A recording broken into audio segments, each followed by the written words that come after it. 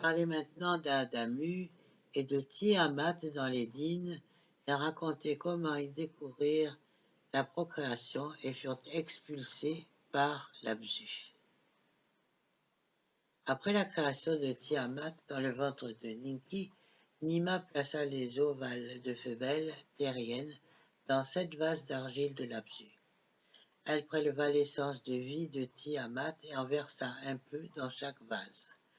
Dans ces vases faits d'argile de l'Abzu, Nima élabora le mélange en murmurant des incantations pour que tout se passe bien. Les ovales fécondés furent insérés dans le ventre des héroïnes. Enfin, le temps des naissances arriva et 7 petites filles vinrent le jour. Leur aspect était satisfaisant, elles émettaient des sons normaux. C'est ainsi que furent créées les compagnes des travailleurs primitifs. Les chefs avaient créé 7 mâles et 7 femelles. Maintenant, les terriens ont été créés. Il suffit d'attendre que les mâles fécondent les femelles, que les travailleurs primitifs se reproduisent d'eux-mêmes. Ainsi, Enki s'adressa-t-il aux autres dirigeants. En temps voulu, leur progéniture se produira à son tour, et nous disposerons de nombreux travailleurs primitifs pour travailler à la place des Anunnaki. Enki, Ninki, Nima et Ninjishida étaient joyeux, ils buvaient l'élixir.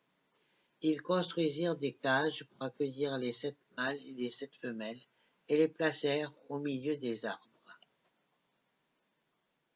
Laissons-les grandir ensemble. Lorsqu'ils atteindront la puberté, les mâles féconderont les femelles, ils se reproduiront d'eux-mêmes. Ainsi parlait-il. Adamu et Tiamat n'auront pas à peiner dans les mines. Emmenons-les dans les dînes pour montrer notre travail aux Anunnaki, proposa Enki. Les autres acquiescèrent. Adamu et Tiamat furent emmenés à la ville d'Enki dans les dînes. Une demeure fut construite pour eux, entourée d'un enclos où ils pouvaient se promener librement. Les Anunnaki de l'Édine vinrent les voir depuis la piste d'atterrissage. Enlil vint également et son mécontentement s'atténua. Ninurta vint, puis Nilil. Marduk, le fils d'Enki, se déplaça depuis la station étape de Marduk. C'était une vision des plus étonnantes, une merveille des merveilles. Les Anunnaki félicitaient les créateurs. Même les Igis qui effectuaient des allers et retours entre la terre et la mue étaient émus. Tous disaient la même chose. Des travailleurs primitifs ont été créés. Notre dur labeur va bientôt prendre fin. Dans l'Abzu, les nouveau-nés grandissaient. Les Anunnaki attendaient avec impatience qu'ils arrivent à maturité. Enki supervisait le tout, Nima et Ninjishida à ses côtés.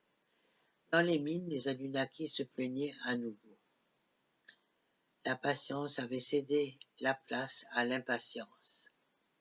Ennugi, leur supérieur, demandait souvent à voir Enki et lui demandait où en étaient les travailleurs primitifs. La Terre fit plusieurs fois le tour du Soleil. Les terriens auraient déjà dû être à maturité. Pourtant, les femelles ne concevaient pas d'enfants. Il n'y avait pas de naissance.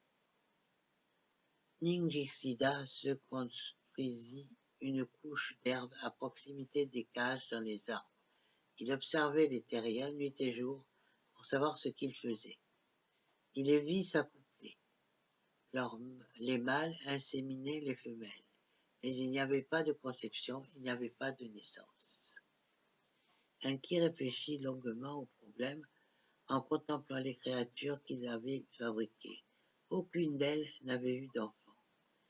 En mélangeant 2 espèces, nous avons créé une malédiction, dit-il aux autres.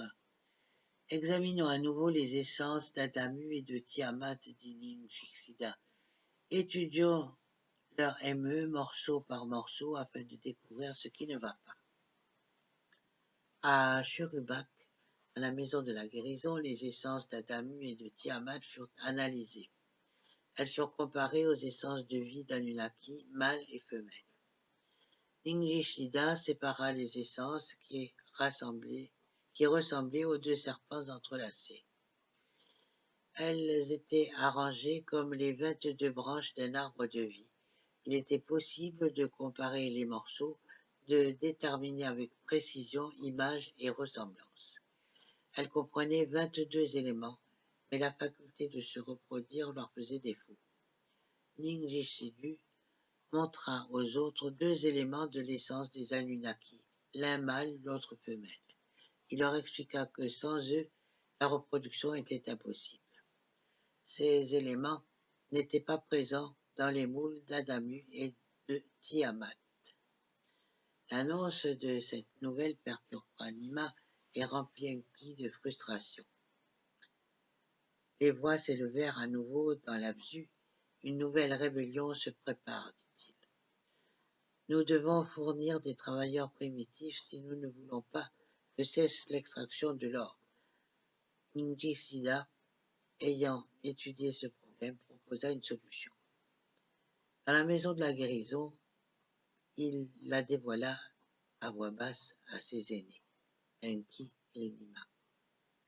Ils renvoyèrent toutes les héroïnes qui assistaient Nima, fermèrent les portes derrière eux et restèrent seuls avec les 2 terriens.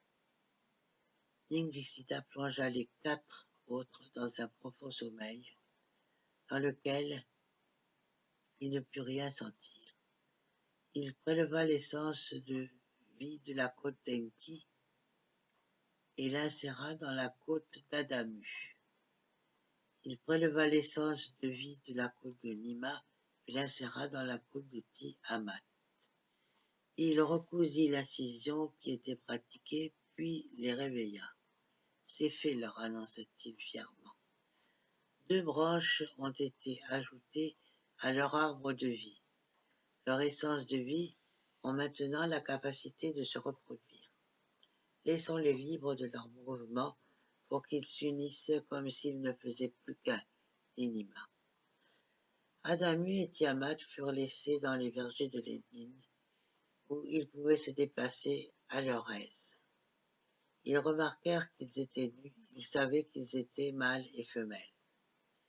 Tiamat fabriqua des tabliers de feuilles pour qu'on les distingue des bêtes sauvages. Enlil se promenait dans le verger pour échapper à la chaleur et profiter de l'ombre. Sans le vouloir, il rencontra Adamu et Tiamat et remarqua les pagnes qui saignaient leurs hanches. Il convoqua Enki et lui réclama des explications. Enki raconta à Enlil le problème de la procréation. Il admit que les 7 mâles et les 7 femelles avaient échoué, que Ningishida avait examiné les essences de vie et qu'une combinaison supplémentaire était nécessaire. Grande était la colère d'Enlil. Je n'aimais pas cette idée, je me suis opposé à l'idée d'usurper le rôle du Créateur. Tu m'as dit que l'être dont nous avions besoin existait déjà, qu'il nous suffisait d'opposer notre marque sur lui pour créer un travailleur primitif. Les guérisseuses ont mis leur vie en danger. Nima et Ninki ont fait de même. Tout cela en vain, car tu as échoué. Et maintenant, tu leur as donné jusqu'aux derniers éléments de notre essence de vie. Tu leur as accordé le droit de se reproduire et de participer au cycle de la vie au même titre que nous, s'écria Enlil avec colère. Enki convoqua Nima et Ningishida et leur demanda d'apaiser Enlil. Enlil, monseigneur, dit Ningishida, nous leur avons accordé la possibilité de se reproduire, mais nous n'avons pas ajouté la branche de la longue vie à leur essence. Nima prit ensuite la parole.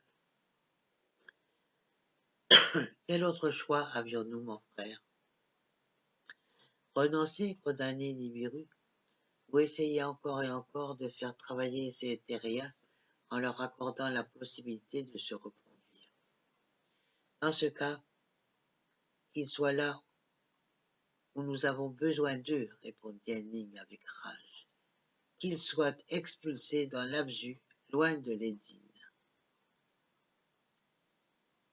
Bon, voilà, je termine cet épisode, puisque ensuite, on entamera la 7e tablette. Alors, j'ai fait plusieurs petits épisodes, comme vous avez vu. Voilà.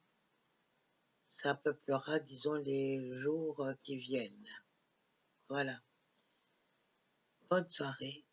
À bientôt.